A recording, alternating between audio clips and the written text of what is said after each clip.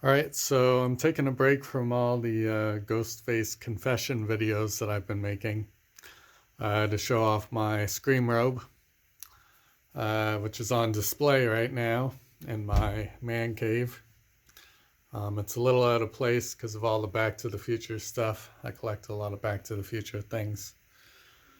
But it's pretty amazing, and I got a PVC mannequin stand underneath it. And I'll go into a little more detail about the mannequin as well. But we'll come in a little closer so you can see the Lurex.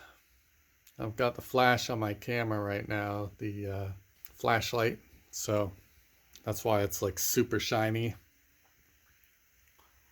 But I wanted to show that off because it's pretty nice. Inside here, I stuffed some gloves with some wire and then bent it around and then stuffed those gloves inside these gloves so that he could hold on to the phone. And then there's a bit of foam tape on there at the back so that it sticks a little bit better. So he's holding a phone. Up here he's holding a knife.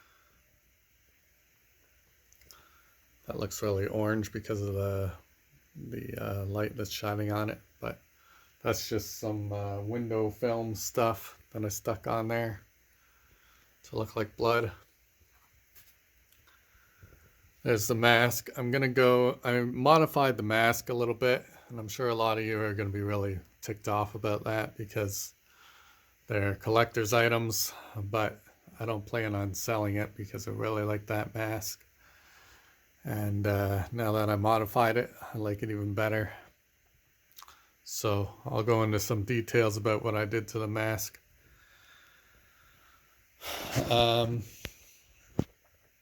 These drapes are cut like one from the first movie, first Scream. The first Scream is my favorite by far. And then, I think some of them, they probably could have quit while they were ahead. They're a little hit and miss. But I haven't seen Scream 5 yet, or Scream 2022. So I'm really excited to finally get a chance to see that after the stupid pandemic. So this is a custom robe. It's not from Scream 1, 2, 3, or 4 or 5. So I asked for them to customize it so that the Velcro is going halfway down rather than all the way down. And then that way I can just open it just enough so that it clears my shoulders and then it can drop off. Because the one in Scream, the robe in Scream 1 didn't have any Velcro apparently, but at the scene at the end where Sydney's wearing it and she takes it off, then it undoes from the center somehow. So that must have been a different robe, or who knows, it could have just been some kind of movie magic. But I'm starting to think maybe I should put the Velcro further down just so I have access if I need to go to the bathroom or something. But the robe does come off pretty easily, off and on really easy. I also asked for pockets because none of the Scream robes have pockets.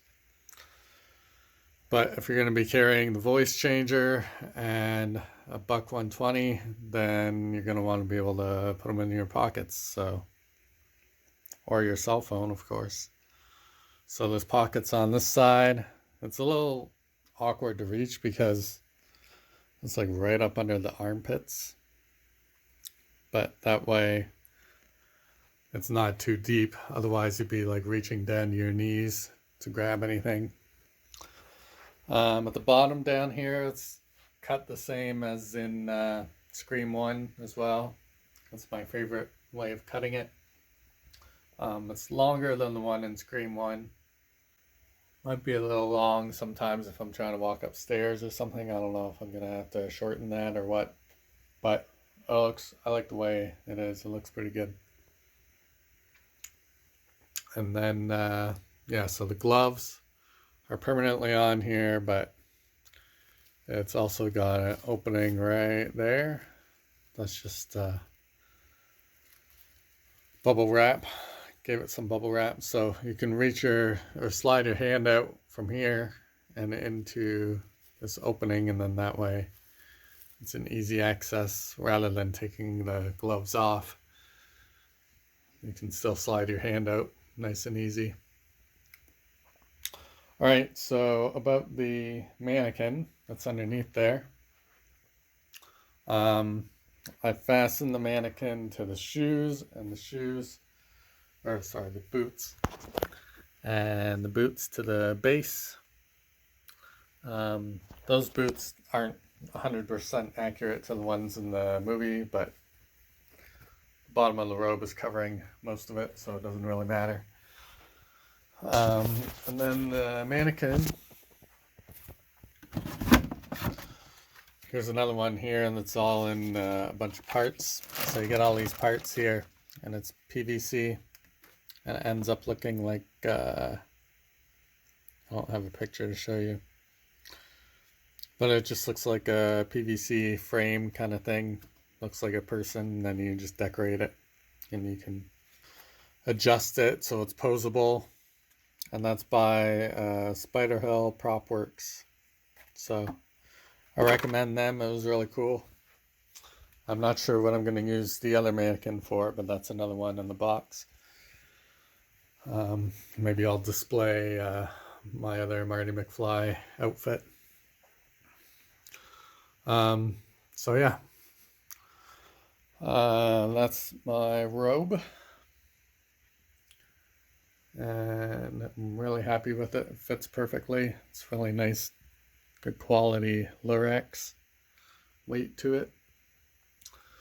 So I'm going to stop the video and then start it again, and then I'll show you the modifications that I made to the mask.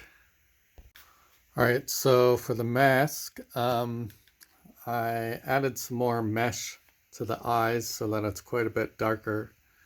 When wearing it, you can still see pretty easily through there, but it's another layer, or maybe 2 layers folded over of mesh that are glued onto the inside. So yeah, you can still see out of it pretty easily. And then for that shroud that comes around over his head, I sewed part of it down, folded it over and sewed it down, and then those dangly bits that hang off of each side, I ended up cutting those off. Now, I know most people tie them around behind the back of your head, but they weren't long enough to tie behind my head. I'm pretty sure this is an ultra white mask, so for some reason the dangly things at the side weren't long enough, so I just cut them off because they kind of get in the way and they don't really look good enough. Like, they don't look that great on the costume when your hood's up. So another thing that I did to modify this was, I put the Velcro on the top, and then that keeps the Velcro on the hood. So I added that wider strip on there and then painted it so that it looked like a Lurex. You can't even see that underneath, like when the hood's up. So that way, if you're wearing the costume and you're running around or something, then your hood doesn't fall down. And then one more thing that I did just last night was I added a zipper onto the back so that it fits a little more snug when you're wearing it, and then you just unzip it to get out. So yeah, that's kind of cool. I really like having the zipper on there. That way you don't see, you won't ever see any skin showing at all. and you can just tuck the rest of the shroud underneath your hood when you're wearing the cloak. Alright, so I'm going to stop this and then I'll put the mask on and show you how it looks when I'm wearing it with the zipper on. Alright, so here's how the mask looks. So it's really kind of tight and fitting looking. It's not tight at all, but it looks tight. And you know, it's got more like wraps around underneath your chin, which is nice. Compared to when it's just kind of dangling in front like a bib. Yeah, so this kind of reminds me of like a, you know, like a fencing kind of mask style. And then the back, I'll show you the back. That's with the zipper on there. Zipper's a little bit stiff, so it looks a little bit kind of bulky looking. But that's just a really cheap plastic zipper. But so far it's holding on pretty nicely. And I actually painted it. It was white, so I had to paint it black. I don't know, it never would have showed when you're wearing a robe with the hood on there, but I wanted it black. So, you know, the mask does look a little funny like this, but once you're wearing the robe and everything, then I think it's quite an improvement. I think it looks really good. The way you get all of the face showing without any fabric overlapping that you don't want to show. So I think it looks really nice.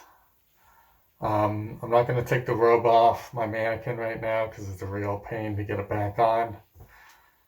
My mannequin is just kind of built up with the foam and pillows, and so that would all fall off anytime I need to take the robe off. So it's gonna stay on display until I need to wear the robe. But yeah, I just wanted to show off the mask, and like you saw it when it was like this and on the mannequin, so it looked good. So let me know what you think about the zipper idea, and you know, if you have any masks that you want to modify, you can do that as well yourself. And then you can just unzip it. Hopefully I don't want to get stuck in it. There we go. And it pulls right off. Alright, let me know what you think, and don't spoil the new movie for me. Alright, take care.